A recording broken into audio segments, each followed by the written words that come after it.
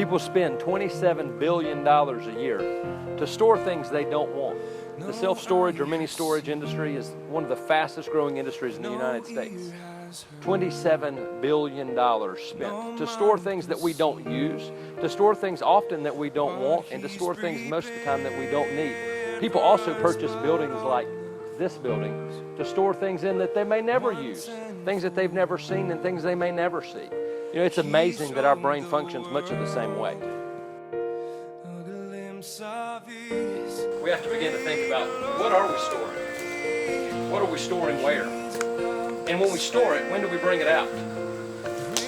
And when we bring it out, should we be bringing it out? How many times has God told us something, and yet we've stored something completely different? Isn't it amazing what we store?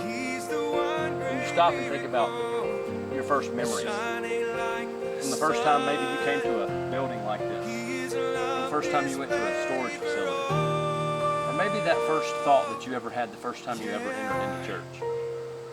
Maybe God's been trying to store things in your brain, in your memory, in your thinking, and maybe you haven't allowed them to be stored.